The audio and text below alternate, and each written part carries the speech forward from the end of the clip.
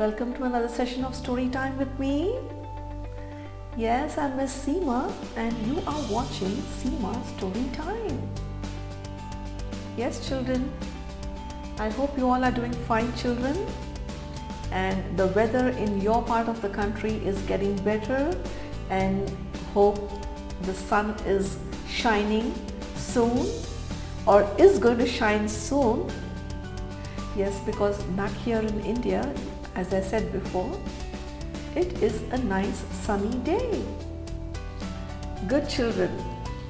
So, we've been reading a lot of different kinds of stories for you, and there are times that we have also read some Indian folk tales. Yeah. So today's story is also an Indian folk tale, and it is from the state of Maharashtra. Yes, where Mumbai is the capital of Maharashtra. Yes, children. So Maharashtra is a state where the language spoken is Marathi. Yes. So Miss Sandhya Rao is coming up with another cute tale called Kolaba. Yes. So who is Kolaba? I think Kolaba is the fox. There, you can see. So Kolaba is up to something, is it? What do you think, children? What does the cover tell you? Any guesses? So Kolaba is a fox, and Kolaba is definitely up to something. Do you think you want to find out? I want to find out, children. So we are not going to wait further and we are going to read the story. Kolaba. So children, the name of the story is Kolaba, and it's a Marathi folk tale retold by Sandhya Rao and illustrated by Ranjan Day.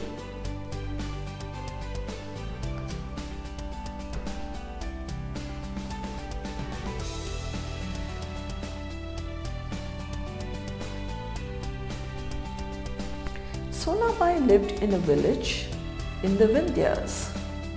Behind her hut and beyond it stretched a dark and mysterious jungle that seemed to soar up and up right into the sky.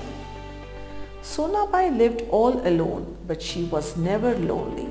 She had many friends among the birds and the insects, the animals and the village folk. She was very happy.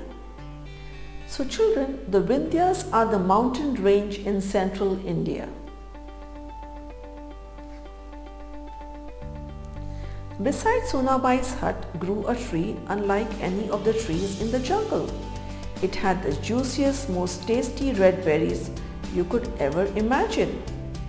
But that was not all. At night, Sonabai finished her work and went to sleep.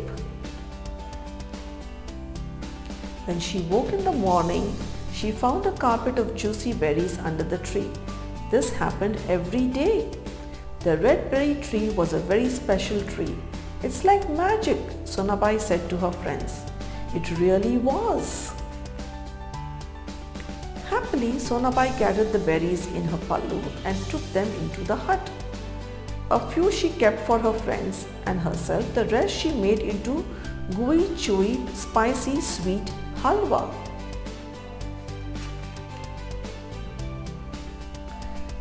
Sonabai's come, the children shouted when they saw her at the Haat Bazaar. In the hustle and bustle of the market, Sonabai's voice rose above the din and dust. My halwa has a taste so rare, the best you will find at any fair. The price is good, 10 paise a square. Come one, come all from everywhere. In minutes, her cane basket was empty and Sonabai's cloth pouch jingled with coins. But if you think life was always a bed of berries, oh no, it was not with Kolaba around. Trouble started when Sonabai went to the berry tree one morning to find not one berry under the tree. Not one. This is very strange, Sonabai said. She peered through the leaves and saw the fruit ripening on the branches, but there was nothing on the ground. Sonabai scratched her head and thought, what could have happened?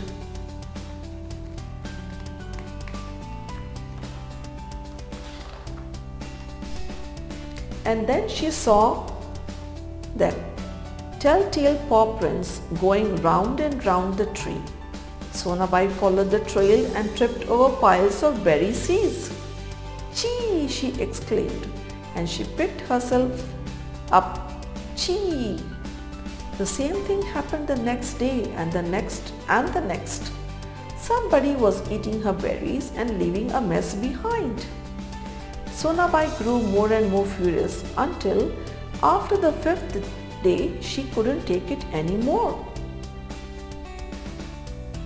That night she lay awake and watched the tree. She heard the berries go plop, plop, plop as they fell to the ground. Murmured Sonabai. The sound was like music to her ears. All of a sudden, a dark shadow came out of the jungle and down the hill. It stopped beneath the tree. Quickly, it gobbled up the berries. Kolaba, you crafty fox, you are the one who's been stealing my berries, Sonabai whispered. Just you wait, I'll fix you, she said, shaking her head as Kolaba's shadow slipped back into the darkness. The next day, Sonabai hunted high and low until she found the biggest, heaviest tawa she could carry. So children, tawa is a thick, flat, round iron plate. This she scraped clean and polished smooth. She borrowed firewood from her friends and built a huge fire. Then she put the tawa on the fire. Many hours later, when the tawa was nice and hot, Sonabai dragged it out and hid it under the tree. By now it was night. Sonabai hid behind her door.